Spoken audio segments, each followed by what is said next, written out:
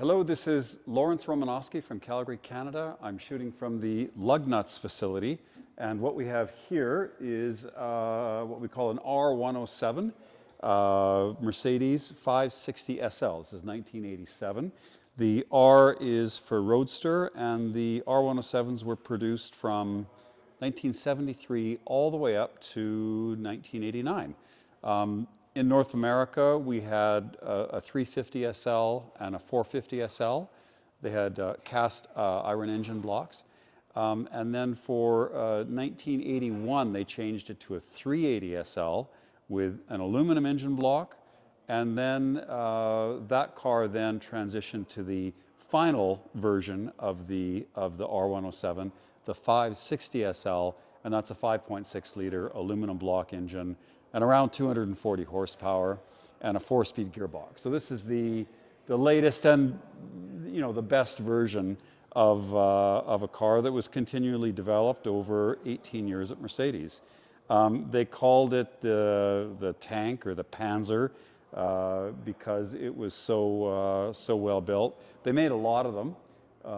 I think 300,000 R107s and C107s combined. I think about 3/4 of them were convertibles with hard tops, and 1/4 were the SLC coupes. Okay, so they made a lot. There's a lot on the market. These were ubiquitous on Rodeo Drive and fancier places in fair weather states.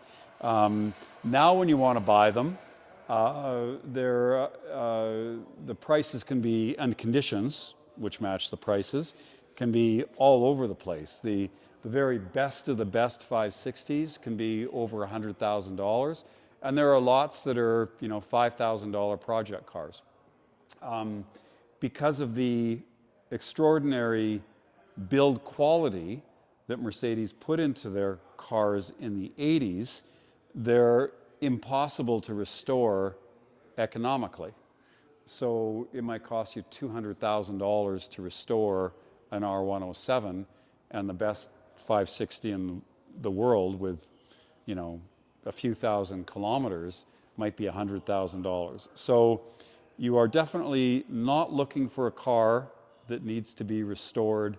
You certainly wouldn't want a car at any price, even if it's free, that's rusty. Maybe only as a parts car.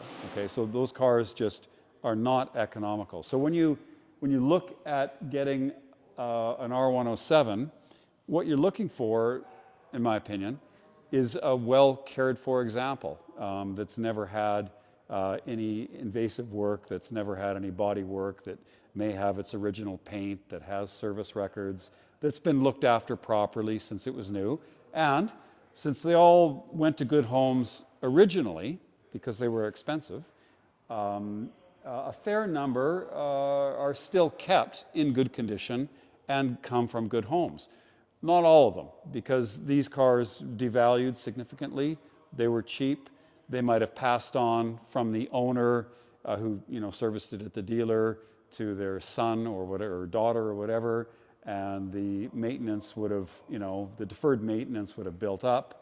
And then when the car, had too many needs, it was sold off to somebody else, who then didn't want to pay dealer or independent fees, who might have, tried to fix it themselves or whatever. Okay, so there's a lot of R107s that will all look the same on the internet at 72 DPI and will be indistinguishable almost from a good car that aren't good cars anymore. Okay, they just haven't had the regular servicing or haven't been serviced by people who were knowledgeable and experienced on the mark. Okay, so what we have here is is a well looked after original example with original paint and the kind of 560 SL that you would want to buy.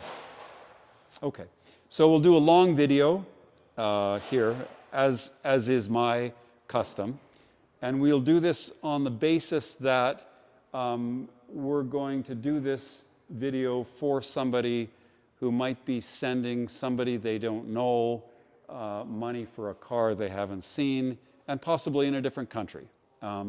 So I'll endeavor to be as detailed as I can. I've owned about maybe 25 80s Mercedes, the SLs or the 124 sedans or 124 coupes or 126 sedans and coupes. So I know these vehicles fairly well, and I can point out some of the trouble spots and things to look for. So we'll do this long video. It'll be broken into sections. It'll have a table of contents so you can fast forward to different items, different areas. We'll go through the exterior, the interior. We'll go underneath the car. We'll do a cold start and a driving video. We'll look at some of the service records, and we'll go through the car top to bottom. So at the end of it, if you know you'd like to buy this car, there shouldn't be anything left to the imagination. We should have covered, you know, absolutely everything on the car. Okay, so with that, we will start with the exterior walk around, the interior walk around. We'll do a paint meter, and like I said, we'll get to the underneath of the car in the driving video. So the first section will now do the exterior. Okay, so let's start with the exterior of the car. In this era, and I keep mentioning in this era because, you know, Mercedes quality in the 80s was like the best in the world. And I wouldn't say it's bad today, but I don't think it's any different than any other car. But back in the 80s, the quality of the paint, the coatings for the bright work, you know, everything was the very best, you know, that could be engineered. And as a result, if the cars are kept well and kept garaged, they can look virtually new, even if they're decades old. Okay, so now this car has, I think, 90,000 miles. Let's get the mileage.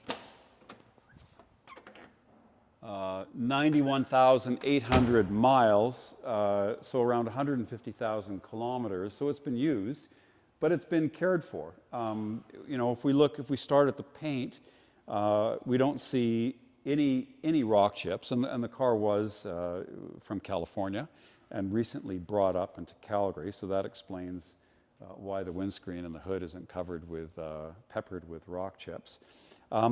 What I look for on these SLs is I try to look, you know, in behind the grille and look at some of these fasteners, and they're the first things that rust. These little screws and so on that hold on the retaining, you know, panel for the lights and so on. And there's still, you know, there's no evidence of corrosion anywhere here, you know, which tells me, of course, the car has had no winters, and of course we know that it is from California. And that explains that.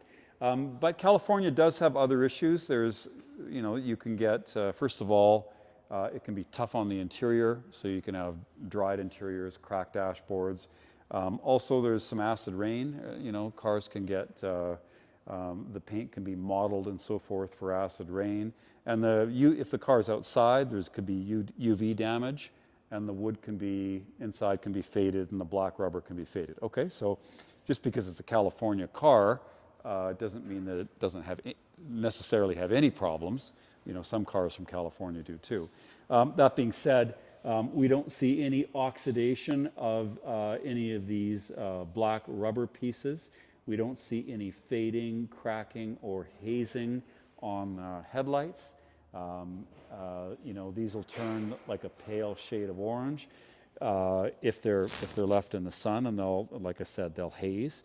If we look in here, you know, these little screws, we don't see any corrosion at all. There's no damage to the front spoiler, and these fog lights are a little bit vulnerable for rocks, and we don't see any chips or scratches in those.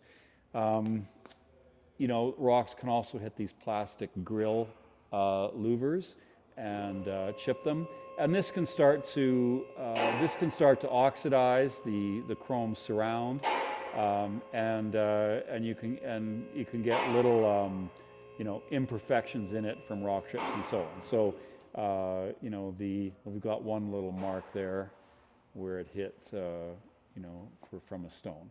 But overall, the bright work, the trim, the chrome, glass and so on. The whole front end of the car looks excellent. We don't see any stone chips at all in the front, maybe one tiny mark there ahead of the badge. The badge isn't faded because if they're left in the sun, then the blue will bleach out. The rubbers for the washer nozzles still look good, and the wiper blades are recent. The rubber's still supple. On the windscreen, we've got a couple little pits, no doubt from the 1,000 kilometers it's been driven in Canada. In the windscreen, but nothing more than a few little pits. Like this is the worst of it here. There's a couple little marks, and we can also see the Mercedes logo on the windscreen indicating a factory windscreen. Okay, so the hardtop's on the car. We'll take some photographs with it off, and we can see that this paint, has been on this car a long time, possibly original. And we can see the kind of remnants of the faded pinstriping throughout the whole flank of the car. And this is kind of a nice sign because it tells me that the striping is worn off this area.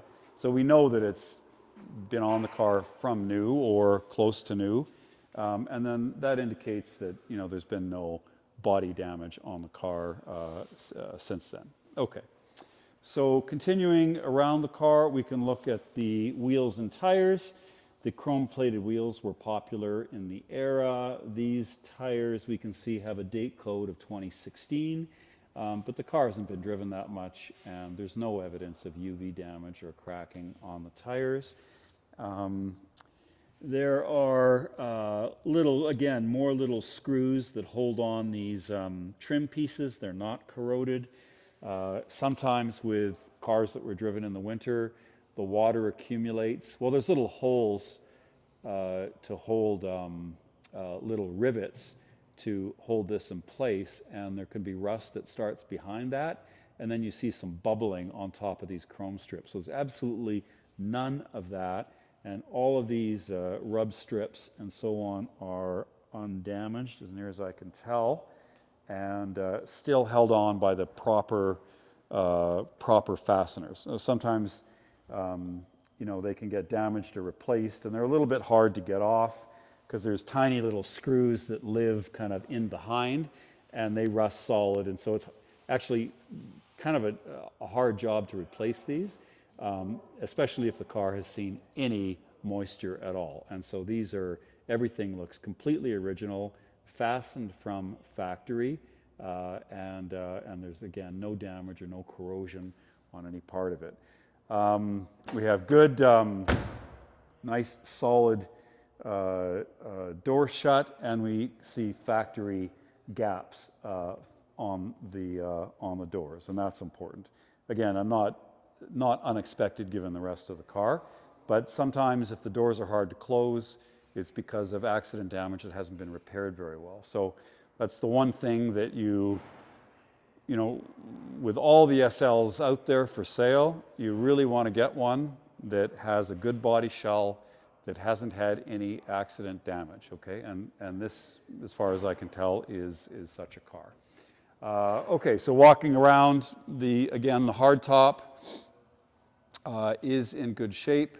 There's a little bit of oxidation we can see back here, on some of the trim, and that actually can polish out if you just with a bit of elbow grease. But this oxidation comes from, well, the California sun. The trunk lid looks good, and we can also see that each of these panels has the VIN on it, and so we can see which the panels are original to the car, and that ends in 390. And happily, the VIN does too. There's the VIN tag inside there.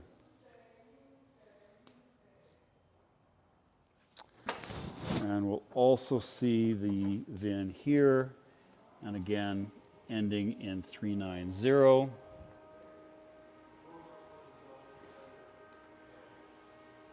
And let's go. Okay. Trunk closes nice, and we go to the rear bumper. And again, the lights aren't cracked. The orange and red hasn't faded. Oftentimes, the chrome on the top of the bumper will, if you rest something on it, it can scratch or dent. So I see that a lot, and this one is in nice shape.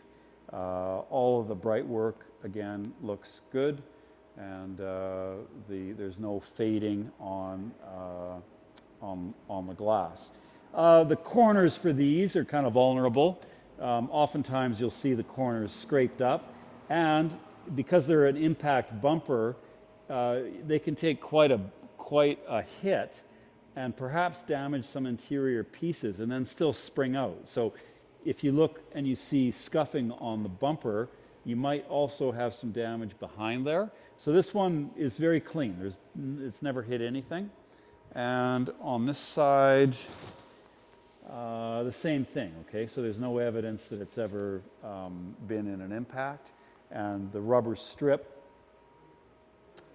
on the bumper looks good. Okay. Down the passenger side, we see the original sticker in the fuel cap lid and the original fuel filter. No evidence of masking or paintwork inside here that I can tell. We have the wheels in decent shape. No curb rash. I don't think there's any curb rash on any of the wheels. On the trunk lid, actually I forgot this, there are a couple of shallow dents that would come out with paintless dent removal. I just wasn't able to get that person in.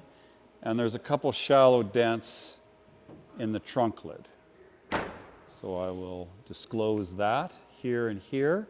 And that's easy fix with paintless dent removal, a few $100s. I just wasn't able to get it done in the window that I had the car. I can get it done after if the purchaser wants me to complete that work. Okay. Along the front quarter, looking down the side of the car, I do not see any dents, door dings, and so on. It looks all completely straight to me. I can't see anything. The paintwork is virtually unmarked. There might be the subtlest little thing here in this area. I don't know if it'll photograph. There's a tiny little ping there. It's hard to pick it up. On this side of the car, I don't see anything at all. It looks perfectly straight to me. The swage line lines up perfectly. We can see some of the pinstriping in a couple places has been worn out. But there does not look to be any, well, there's a couple little, very minor pings in this area of the door. Very difficult to photograph. And unless you're looking extremely closely, you're just not going to see them. But again, that's something that the paintless dent removal could address easily. But it's, like I said, it is almost completely invisible. Okay.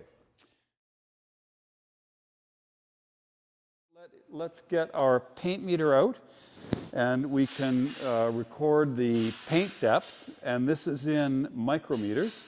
And so we're looking for consistent paint depth throughout. Factory paint is in around 150 to 200 micrometers. And this car has, let's just read out these readings. And we've got 185, 180, 177, 174, 148, 136, 137,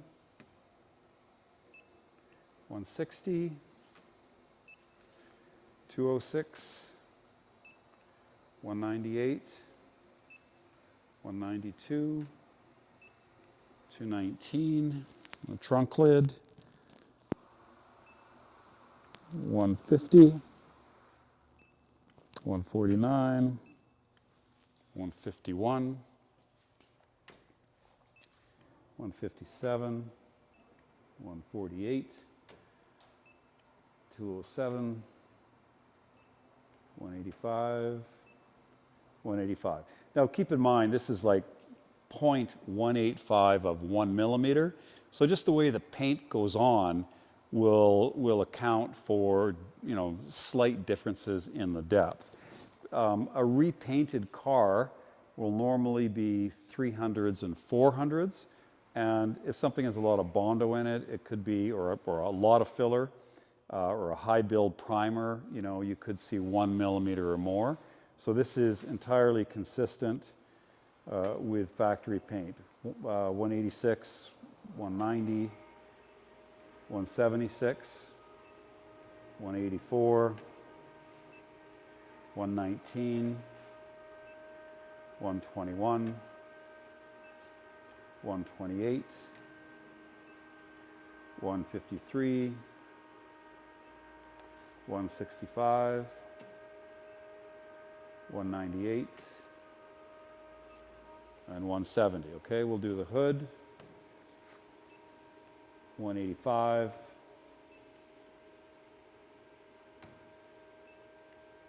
315, 289, 335, 339, 324, 356, 302, 313, 348. So this is telling me that the hood has a little bit thicker paint than the fender. So if I take the top of the fenders, I'm between about 150 and 200, and the hood looks to be between 250 and 300, leading me to believe that something's been done to the hood. Now, 250 isn't enough, I don't think, to paint and clear a hood at a body shop. So I suspect the hood has been cleared but not painted. And that would account for the extra paint depth. I don't see any imperfections or sanding marks to lead me to believe that the hood has been repainted, but it has slightly thicker paint depth than the top of the fender. That isn't unusual on California cars because the paint on the, you know, where it, on the upper surfaces can oxidize. My conclusion on this car is that it is an accident-free car with original paint, but the hood may have been re-cleared. And that, to the best of my ability, that's my assessment of the car. And that's based on these numbers and also the numbers of my other 80s Mercedes-Benz, which is, I think, exactly what you want to see when you buy a used SL. You don't want to see paint variations that are all over the place. Some parts are 1,000, some parts are 100. And worst of all, if you put this down and you don't get any reading at all, it means there's a lot of filler. So the important takeaway here is that the body shell is in excellent shape. All of the little fasteners and screws that are sometimes, you know, that on the underside of the car or in the underneath of the car are still unrusted. There's no rust on the body shell, and from what I can tell, no accident damage. So it's a very good start to buying a 560 SL. Okay, so let's have a look at the interior of the car. Now, from my experience working at Mercedes for 7 years and owning and driving 80s Benzes for 25 years and having like I said, over 25 examples of these cars personally, and then being a daily driver or an occasional driver for 25 years running. Okay, so with all of that, I can come to some sort of conclusions or generalizations, I should say. When you get a dry car from California or Arizona, usually the undercarriage is in great shape, and if it hasn't been in an accident, usually the paint is in great shape, but the interior can suffer. So a lot of cars from the hot states, California, Arizona, or Texas, will have dried out leather. They'll have bleached wood that's not dark brown anymore, but it's like a blonde wood, and the dashes will crack. Replacing all the wood isn't a huge deal. It's a couple $1,000s, and you can buy new seat covers again for a couple $1,000s. Okay, but the dash is a real problem. I've done it once, and it's a lot of work to pull the dash out. It doesn't really want to go back in the way it came out, and the price now I think is $2,500 US to, if you ship just dashes, your dashboard, for them to restore it. So it's a $5,000 or $6,000 bill to restore your dashboard, and even then, when it gets back, it doesn't quite look the same, and it doesn't quite fit the same either. Okay, so one of the key things with an R107, in my opinion, is making sure the dash is in good shape. Okay, and then next, like I said, the cars that have been in the sun, the dark burl wood turns like a light kind of bleached, it's bleached. And so the second thing I look for is the wood still dark? That indicates how much sun the car has. And then the shape of the seat. So the interior materials are extremely hard wearing. With these cars, when they get taken apart, they don't always go back together the same way. And so I look for, does everything look like it lines up? Does it have the correct fasteners? Does the door cards fit properly? And in this case, it does on this car. And then these sills can take a little bit of a beating, obviously, especially if the car is dirty, because grit and stones and so on can mark up and tear this plastic. If we look to the dash, it still is in good shape. It's uncracked. If you do have a cracked dash, what people do is they buy a $100 dash cap, which is really cheap and really nasty looking. But in the photographs, it's hard to tell that it's there. So this is the original dash, and it still looks good, and there's no warpage or cracking. We can see the wood is still it's still dark burl wood, and it hasn't been bleached. Okay, and the wood hasn't, the veneer hasn't started to crack, because that's also very common on these cars. So we can look on the center console, and we can see a little bit of cracking on the veneer, and that's just virtually every single car has that. But this, it's not too bad. Okay, it's actually hardly noticeable. Some cars get aftermarket phones and all sorts of accessories that are screwed into various pieces, and we don't see that. I mean, sometimes these areas, the console's a mess from food or whatever, and we don't see that at all. So all of us, all in all, the interior presents really well. The carpets are still in nice shape and not stained, and the area behind the seats looks excellent. Okay, so there's obviously this car hasn't had a hard life, and everything presents well on the interior. We'll look at the bolster wear, and again, I prefer to see sort of natural patina, which we can see here. It's a little bit of wear, to something that looks good in photographs where the leather's just been painted, and then it looks good in the photographs, but it kind of destroys the feel of the leather. So this is still all the original natural finish. There is a little bit of wear on the bolster, but not too bad, and critically, the car retains the original sort of suppleness, aroma, and so forth of the Mercedes-Benz leather, which is very difficult to replace nowadays. So I think that sums up the interior. It's quite nice. So we can also have a look in the trunk area, and what we're looking for is stains in the carpet, which we don't see. And if we look at the spare tire, if we get in here, we can see that the spare with the original, I think the gull dickle, I can't remember the name of the wheel, 15-inch rim is there, and we have the Mercedes-Benz tool roll, which doesn't look used, or not used very much. Let's just see. And it looks to have all of the tools present that are basically unused, okay? Okay, so the trunk area looks good. And let's go to the engine compartment now. Okay, so when I look at the engine bay, I look for a few things.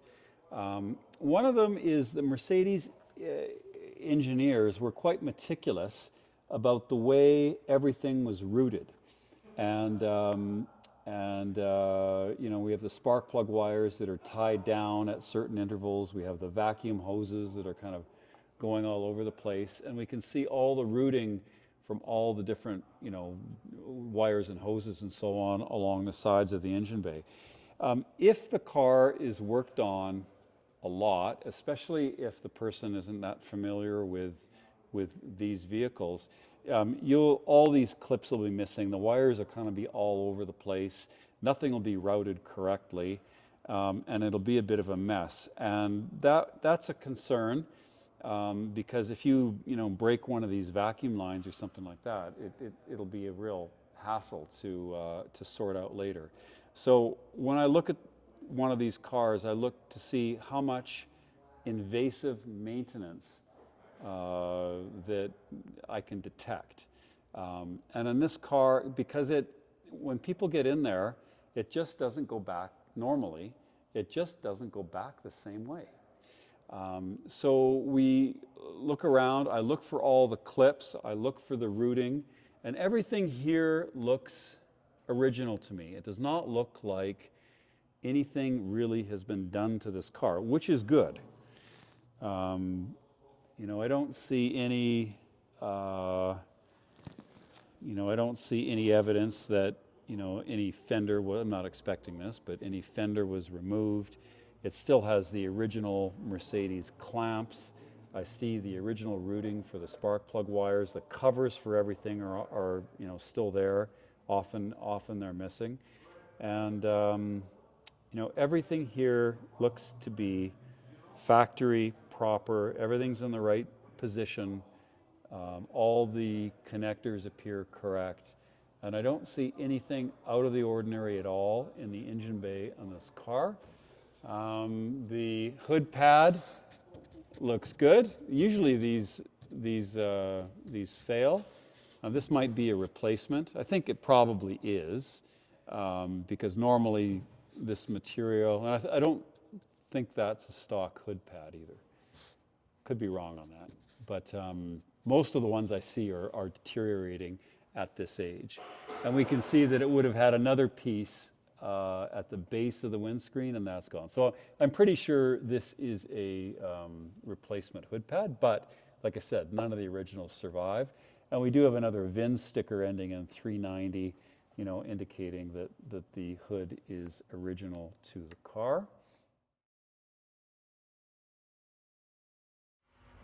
Okay, so now we can do a video of the undercarriage of this white 560 SL, and we'll go through the fasteners, suspension components, etc. We'll get a general idea of what the car has been through, and we will pay particular sort of attention to corrosion or lack of corrosion.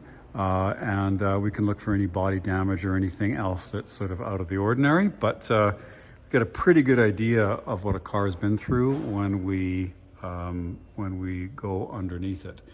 So with any Mercedes this age, you know, I'm looking for corrosion on the fasteners because, you know, that's where it'll start and you'll notice it first. And it's also, it makes doing any work to the car pretty miserable if the bolts won't come undone. So we can see here that that it's clearly the car just hasn't had any winters. Otherwise, you just wouldn't see fasteners like that. We can also look at the front air dam to see if there's any damage, and it's actually really good. There's I guess a little scrape right there. But there's very little in the way of stone chips. And also a great place to look for corrosion is in these underneath the bumper and these bracket areas and inside the grille. And we can see that the car is very clean and very dry. Okay, there's almost no corrosion at all in those areas. These pieces are a bit vulnerable, and you can see that's got some chips in it.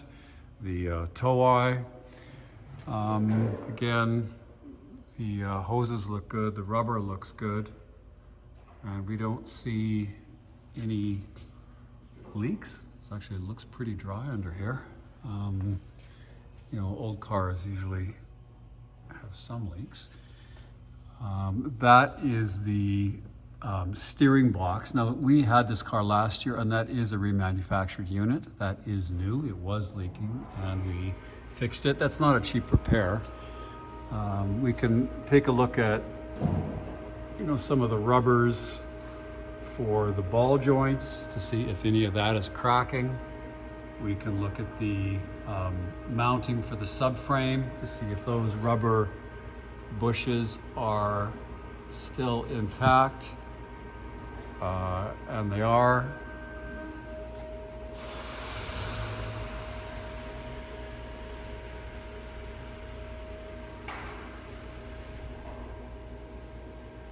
I mean, they show a little bit of wear, but it's not metal on metal.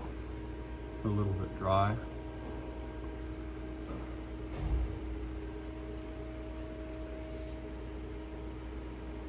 Rubber is still good on these ball joints. It's not cracked. Sometimes the cars have broken springs, and we don't see that here. Backs of the brakes. You know, these hoses, the brake hoses can crack and leak, and those aren't. What else can we look at?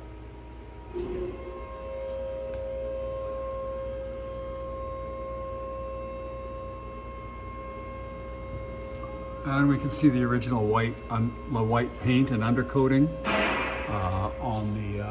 in the wheel arches. That looks excellent. All the rubber grommets are still in place. You know, a lot of times these fasteners, you know, are just like rusted solid and won't come out. So that still looks good. I'm sure that would come out. There's the jacking point. You know, this area can rust in there. It's not in this case. And what else? The exhaust is susceptible to rust. And we can see this is in pretty good shape. A couple little scrapes in the bottom there. This is just the heat shield. And then the rest of the pipe. It looks like it's had a muffler recently.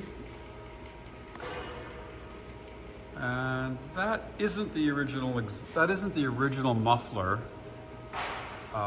So it's got an aftermarket muffler on it. Not sure what that is, but whatever, it does the job. In the rear of the car, and handbrake assembly, spring, the boots for the axle look good. There's no leaking from the differential, which is actually pretty common. No leak from the fuel pump. Again, the hoses for the rear brakes look good. Boots for the axle look good.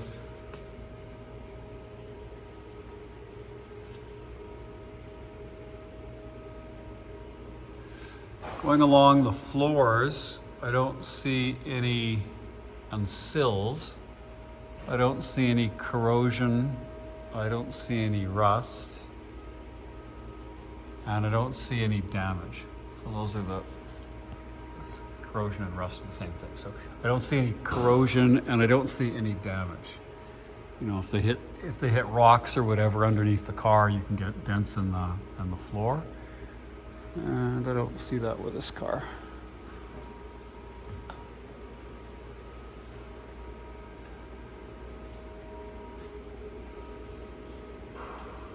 These panels back here are susceptible to rust. You know, the dirt gets flung up. Sometimes if you try to replace them again, getting off those bolts is almost impossible. So we don't see any corrosion on these lower panels, nor any accumulation of dirt or mud. Okay, that all looks good. Inner fender arch.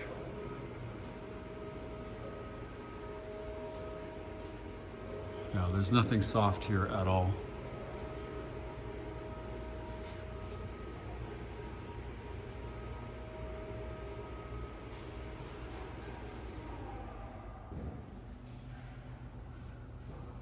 So it's basically corrosion free, it's dry. We don't see any oil leaks. Doesn't leave anything on the floor anyway, and we can't see anything underneath. All the rubber for the bushes, ball joints and stuff looks good. It looks stock. It doesn't look like anybody's mucked around with it or it's had any invasive work. All the fasteners are correct in the right places. Doesn't look like anything's really ever been disassembled. You know, it's a dry car.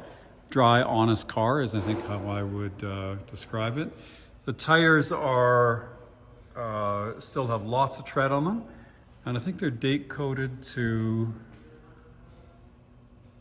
Looks like they're date coded to the 22nd week of 2016, but the car doesn't have much mileage at all. So there's no dry. The car has always been stored inside. There's no dry cracking of the tires. So I wouldn't. These tires are fine. I do not believe they need replacement. I don't see any evidence of cracking, and again, they don't look like they have much tread at all. From new, so probably 80% tread.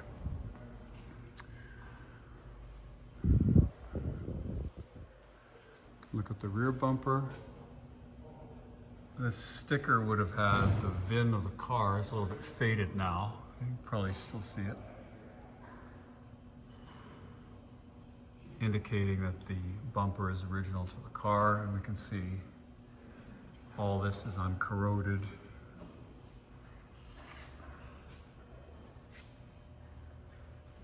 Should have a dual tip for the muffler, so that it's not really worth changing it. I don't think. You can't really see it, but the stock Mercedes pipe would have had a dual tips. All right, so there you have it, the undercarriage of this white 560 SL.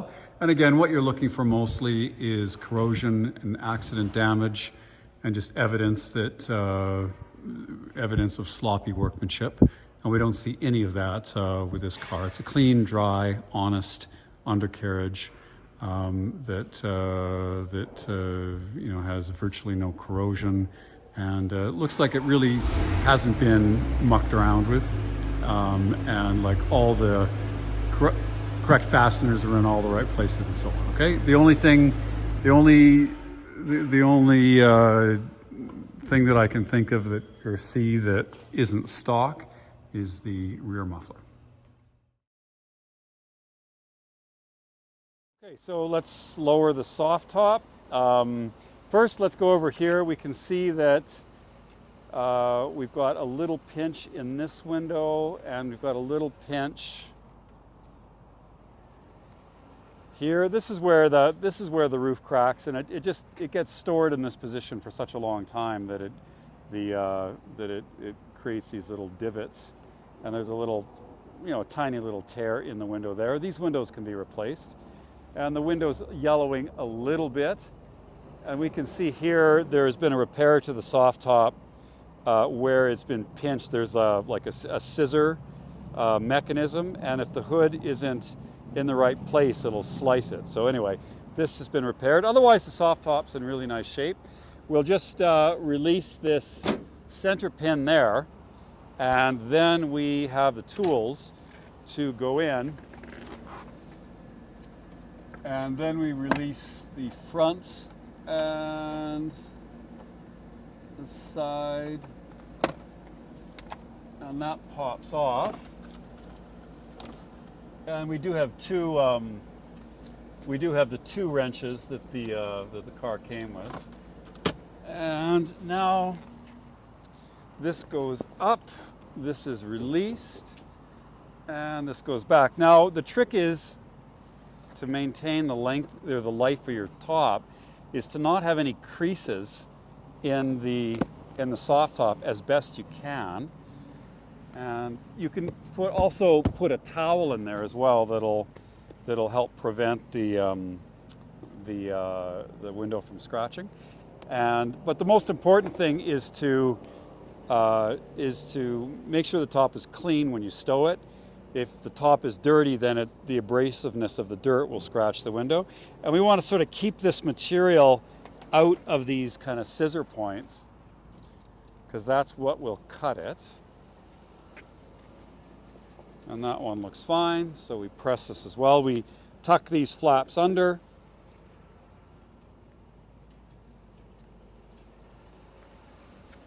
Like so. And now this closes, and we secure it. Okay, so we're ready for some top-down driving. Aidan will video it, and we'll just go for a nice driving video. Okay, so let's do a cold start and a driving video of this 1987 Mercedes-Benz 560 SL. We'll put the microphone next to the engine when we start it up because we can listen for some noises that these engines can make that indicate that it's time to do a timing chain or replace the timing chain or adjust the valves.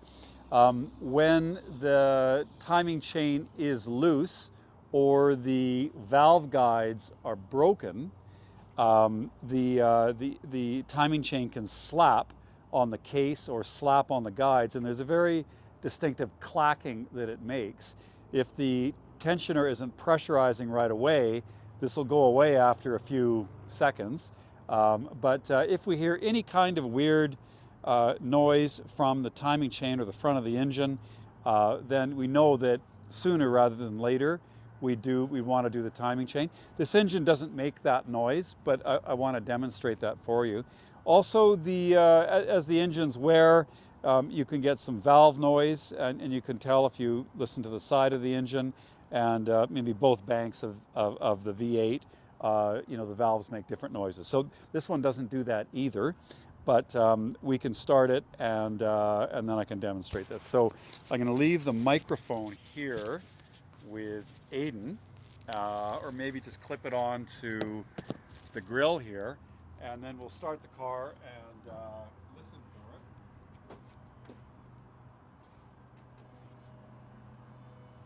for it.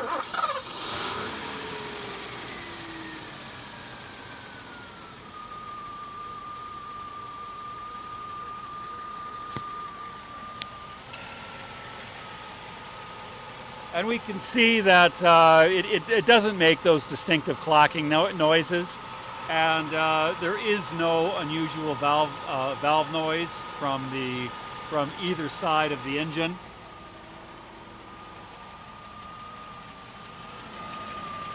It's all very normal. The engine is in good health. It was just fully serviced last year with all the ignition components, the plugs and wires, distributor cap and rotor and so on, getting replaced. We did the steering box as well, which was an expensive item. really expensive from the dealer. I've seen it as much as $7,000 for a rebuilt steering box. You can get, I'm not sure why it's that much at the dealer, but even at an independent, it's still going to be $2,500. So anyway, that job was done. It was given a comprehensive major service with fluid changes and all the ignition components replaced. And it runs very nicely. Aiden, we can come over here.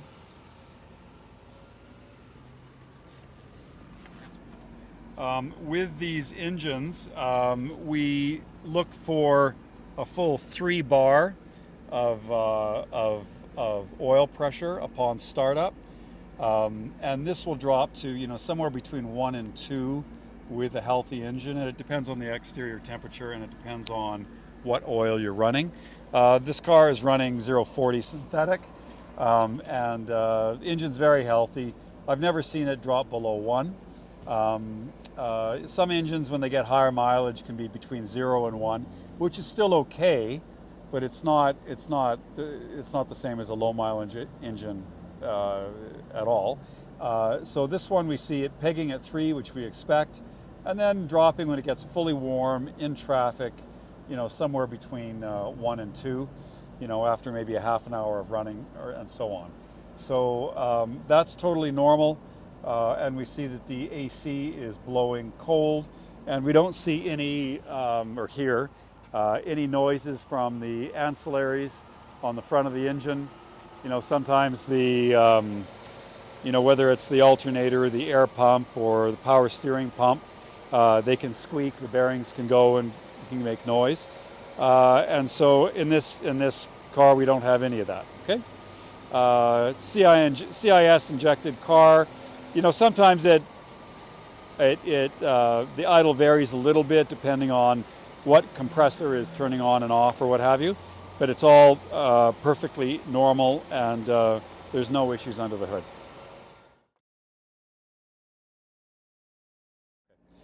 All right, so the car's been idling for 5 minutes or so. We can see the oil pressure is now dropping from 3 bar close to 2 bar. We're at near operating temperature. The oil still isn't going to be at operating temperature, although the water is, and we're revving at a steady 750 RPM, and there's no warning lights on for the O2 sensor, ABS, braking system in the car. Now, unfortunately, there's no country lanes around here. It's all industrial. We'll have to fight it out with the dump trucks and the potholes. But anyway, you'll get an idea for how the car drives. The AC is cold. The radio does work. The radio is adapted for Bluetooth, so you can stream with your phone in it. Sound system is okay. There's just speakers in the front. There's no speakers in the rear. But let's get going. No big clunks from the gearbox. Sometimes, as the prop shaft joints wear or whatever, you can get a clunk when you hit it in reverse. If your transmission's going, it's a bit sluggish. This behaves properly. We have good drivability. There's no squeaking from the brakes. It's a 560, so there's all kinds of low-end torque. And these are generally pretty unfussy to drive. Okay, so got lots of torque. This car has an aftermarket rear silencer, and so it's a little bit louder than the factory one. We have all of the lights work, signal lights work. The steering box, like I said, was replaced. Last year we got it, just the steering didn't really feel right, and now it does. Of course, we got the alignment done. The car drives straight ahead. It brakes securely. The road's a bit of a mess here, but brakes in a straight line. It doesn't pull to one side. There's no clunks from the suspension. It passed an out-of-province inspection to get licensed in Alberta, only a few thousand kilometers ago when it was brought up from California. And so you wouldn't be able to get it licensed if there was any safety related issue, which is everything from hood struts to tires to brakes to, play in the suspension, etc. So the car mechanically is sorted. In addition to that, it got a $6,000 bill a year ago just to address some minor cosmetics. The steering box was, like I said, was replaced, and it was given a major service. So this car really doesn't need anything. It's got 91,800 miles on it. There will be, there's, an argument for saying at 100,000 miles do the timing chain, whether or not it or the guides make any noise on startup or not, just as preventative maintenance. And that's not bad advice. I wouldn't, if it was my money, I wouldn't do it now because the car is behaving properly. And I think it's a couple $1,000 job, a little bit involved to replace those parts on the front of the engine. But like I said, the car doesn't make any unusual noises at startup or any other time from the engine, any part of the engine, and certainly not the timing chain, so I'd leave it alone. The tire is date code to 2016, but the car has been stored inside and there's hardly any mileage on them, so I wouldn't do tires. I don't think there's anything really to do to the car. It's ready to go. We had it fully sorted last year, and it's hardly been driven since. So all that work's done. Now the deferred maintenance on an old Mercedes can be a lot. All the cars are very durable. Finishes are durable, paint and leather and so on is durable. But anything that's 20 or 30 or 40 years old, things are going to leak, seals are going to go, and things like ignition components or so on are going to wear out. So addressing all of those items, can be as much as $10,000 or more. So you can find two identical cars, on the internet. They both look the same with the same mileage. One's had all the maintenance done and the other is different. Well, those cars shouldn't really be the same value because, one car might need as much as $10,000 just to deal with all the deferred maintenance the car has had. So with this particular example, all that stuff is done. And with these Roadsters, they made 300,000 of them, about 3/4 Roadsters and 1/4 coupes. So there's lots around, there's lots for sale, and that keeps the prices down and keeps them affordable. But, a $10,000 bill on a $20,000 car is pretty significant. So you definitely want to know what's done to the car, when you buy it, and know what sort of items you can expect. It's very easy to run up a $10,000 bill. I've done it many times. This car, you don't have to do it. So anyway, drives nice, shifts nice. Some of them can shift harsh. There's a valve on the side of the gearbox controlling the pressure for how it actuates. And some of them can shift harsh. This one doesn't. Upshifts instantly. In its time, this was the best automatic gearbox available, 4-speed. It differs from the earlier 450 SLs and 350 SLs, which were 3 speeds.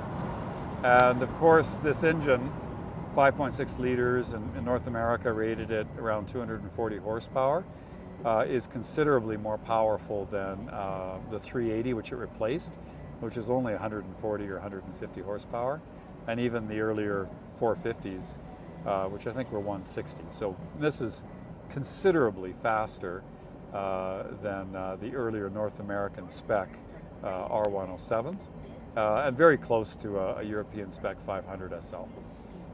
It even has more torque than that. So it feels like a different car than the earlier SLs, drives a lot more modern, and it's priced accordingly. A good 560 SL is probably 2 times or 2 times plus a 380 or 450. So, like I said in other parts of the video, the things I look for are, if you get a dry car is desirable, a car from Texas or Arizona or California that's never been rusted, they don't have rocks on the road, there's no rock chips, but particularly the corrosion, because even though the cars are very well built and well sealed and well protected from the elements in the 80s, it's still a 40-year-old car and lots of them are still really rusty. So finding a dry car is really key. You know, you don't have to do any body work or panel work, and the fasteners, you can undo the fasteners, they don't just break off. So that's key, in my opinion, for looking for a 560. But if they do come from a dry climate, they can have other problems. You know, the rubbers can dry out, the dash can crack, and that's not an easy fix. Recovering the dash properly is $2,500 US, and that's you have to take the dash out and send it down there. So you're looking at like a $5,000 bill to repair a dashboard. Many of the cars have cracked dashes and then a cheap plastic cover that's really nasty, but in the photos you can't tell that it's got a cover. So you really want to make sure that it's got the original soft touch vinyl dash and it's uncracked. Okay. You know, this one had a little repair in the front, you can see it, but you know, that's not going anywhere. And critically, you know, these areas here are uncracked. They crack in the center of the console, and anytime you get a sharp radius. So the dash is in good shape. I also look at the wood. If the car's been in the sun, the wood will bleach, and like this part of the vinyl or the burl walnut will look completely different color than the exposed pieces on the horizontal parts of the car. All the wood will crack, you know, the varnish will crack, but this one isn't too bad. And you can buy these pieces or refinish these pieces or you want to, but at least it's not bleached and all the wood is the same color. Also, if a person is heavier set, which lots of SL owners are, you know, the springing in the seat will collapse and the seat will need to be rebuilt. That's not the case with this seat. And the leather is fairly durable, but you know, it's not impossible to wear out. And then what happens is the leather gets like spray painted to look good in the photographs, but it loses the nice soft touch. So this one, we can see in the photos, has a little bit of honest patina, but the leather's never been spray painted, so it still feels like leather and looks like leather. That's much preferable to, you know, a seat that's been just coated with a layer of plastic. Carpets are in nice shape, and you know, a lot of times, you know, different appendages were added to the car, cell phones and radar detectors and so on, and they were just screwed into the different vinyl pieces, and we don't see that here. So it's an original interior. The air conditioning often gives trouble. This one, so it blows cold. A lot of them don't retain the original radio, and the new radios look silly on them with all the different, you know, dancing LED colors. So we've got the stock radio, which works, but also it's been adapted to accept Bluetooth as well. You pick a radio station and then it'll stream on your phone.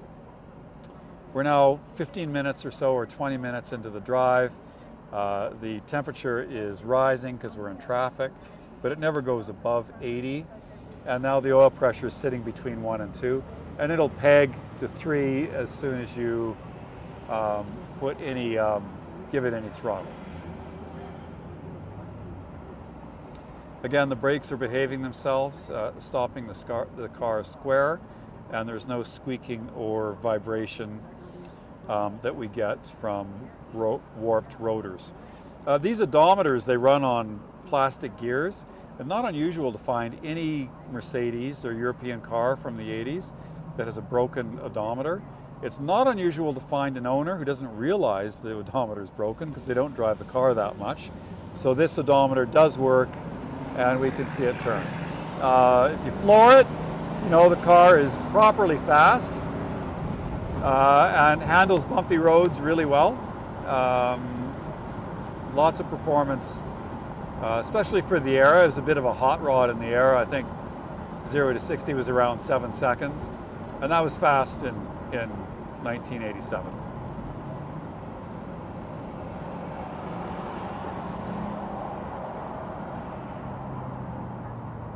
You know, these are good practical classics. They don't cost a lot of money to buy. You know, the maintenance bills can add up if you defer them, but if you give it, just annual maintenance, expect a bill of a few $1,000s a year. The car is not depreciating, and these have even been going up in value, so you don't have depreciation to worry about. And they were exceptionally long-lived and durable cars. So you can buy a car like this for a modest outlay, spend a few $1,000s a year maintaining it, a fraction of the depreciation of a new Mercedes, which can depreciate $10,000 or $20,000 a year. You can have something which you can drive every day, that's practical, it's a big trunk, that's well behaved in traffic. Drive it daily if you want. I've driven these cars as daily drivers or occasional drivers for 25 years. Maybe not in the winter in Calgary, but certainly in the summer. And you can have a nice classic that doesn't cause you a lot of stress with repair bills, and that is reliable, and still is a very stylish ride. You can sort of channel your inner J.R. Ewing or Fantasy Crest or whatever those movies were in the 80s, Heart to Heart, etc. So with that, thank you very much. That ends the driving portion of the video of this 1987 Mercedes 560 SL. So in summary, I would say this 1987 560 SL is an excellent driver. The important things to look for on an R107, in my opinion, but I'm sure this opinion is shared by most knowledgeable enthusiasts, is number one, the body shell. If there's rust on the car, basically you just have to walk away. And this is as near as could be expected for this age of car, a completely rust-free body shell with no evidence of accident damage. So that's one major plus the car has had. The second one is going along with a dry car that's only seen nice weather. Then you'd ask the question, well, has it been baked in the sun and has the interior suffered? So in this case, no. We still have the original dash, which is uncracked. The leather is still supple, and the wood is unbleached, and all the carpet and trim area in the interior is present and in good shape, along with the trunk area. Okay, so that's another major plus for the car. Then going on to the overall appearance, which is excellent. There's virtually no flaws in the exterior finish. Some of the pinstriping is worn off a little bit. Really, really detailed examination picks up a couple of minor door dings on each side, and there's a couple small dents in the trunk. So there's a few items on the exterior, but nothing that $500 in paintless dent repair wouldn't fix. Okay, there's no stone chips in the hood, no stone chips in the windshield. Okay, so all of that means it's an excellent car. We can then go to the mechanicals of it. Okay, and the car has benefited from a recent $6,000 refurbishing bill, and included in that was a rebuilt power steering box. And we can go through. We have a maintenance file which we've gone through, and it shows regular maintenance by competent independents. Okay, and what it doesn't show is a lot of invasive maintenance, and that's backed up by looking at the engine compartment and so on. So we have, I would say, an excellent driver, and it's still got a lot of life left in it. and that has a history of careful owners, and it's been garaged and so on. So this is, it's not going to be the price of a 10,000 mile car or a 20,000 mile car, but if you want just a nice SL to drive, this is I think a great example, and that will be at a reasonable price.